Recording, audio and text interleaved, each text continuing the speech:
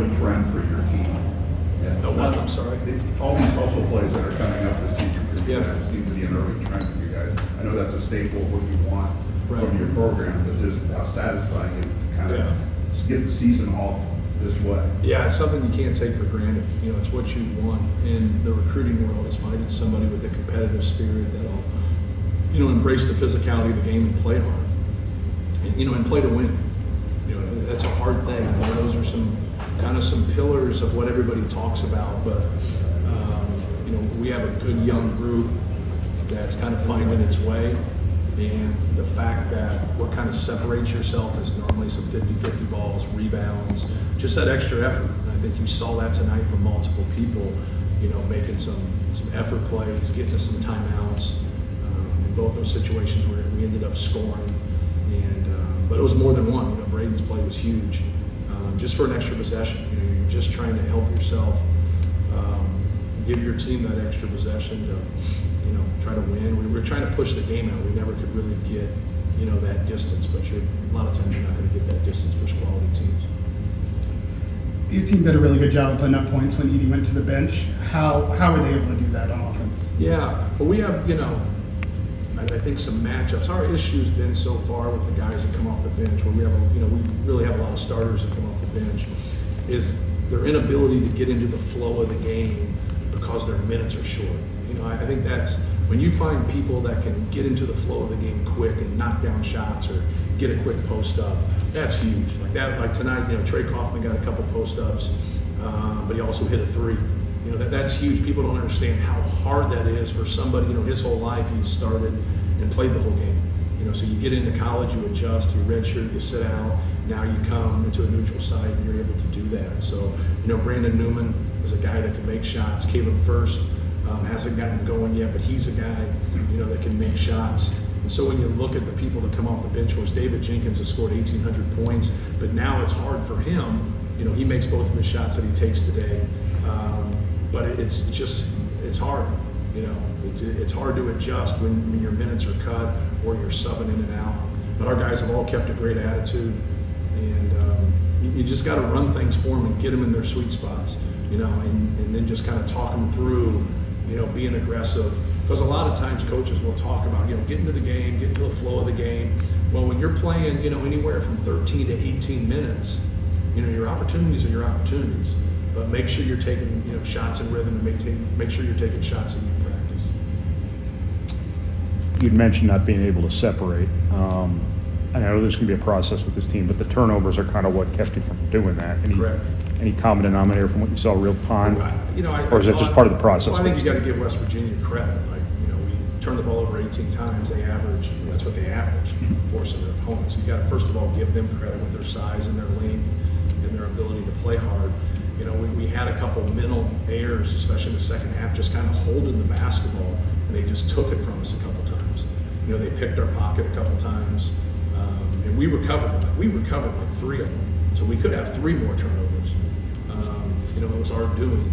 But no, it's just random. Obviously, Zach had the most with 6.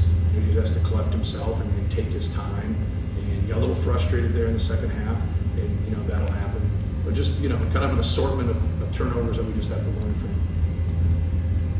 Spent the first 10 minutes there. Zach's name hadn't come up until you said it, but just how he got you off to a good start, how you guys got off to that 9-0 lead. Yeah, I thought he had an average game. You know, he's a really good player. He's one of the best players in the country.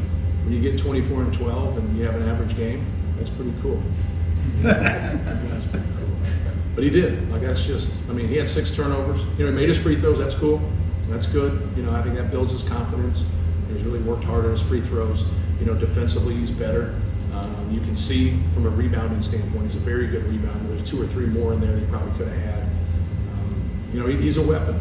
You know, they can't put somebody in practice, you know, that's like him. And I think everybody in the country really would agree with that. It's like the team that we're getting ready to play, and Drew Timme. Like, you know, you're not going to be able to go against someone like Drew Timme, you know, in your practice. And there's just one of those guys in college basketball. There's only one Zach Edey. Doesn't mean they can't be stopped, you know, because they can. Everybody can. But it's really hard. Those guys are all special, and you know, when you get with someone like that who's, you know, in his third year of college basketball, but he's in his sixth year of organized basketball, you know, you're always learning, even if you've played your whole life. You know, he's still learning. You know, like today, there's a lot of learning scenarios that he can go back and look at and become a better player because of it. Coach, it's still only November, but being in this type of environment, neutral site, when you're playing multiple games, no matter if it's a weekend, you know, the season comes down to conference tournaments, where you're playing so many games in such a short amount of time. With a pretty young, pretty new group, what does this, even those 3 months away from those winter advanced type games, what does this type of tournament do with this caliber of competition do for your program moving forward? Yeah, well, let you know where you are. That's why you play good people. You want to build your resume, but you also want to improve. And you know, we try to play a tough schedule. You know, try to get on the road some. Try to get on neutral courts. Obviously, the neutral court's more important, in my opinion, just because you're going to get into the NCAA tournament, right? You know, your Big Ten tournament, your neutral court, just some of those sites, just getting into different venues really helps you. It's not quite the buzzsaw like going on the road. Like, you know, yeah, those are, especially in our league, those are really, you know, really tough. But you want to keep building your resume, but also kind of keep building your resolve. Each game's a different story.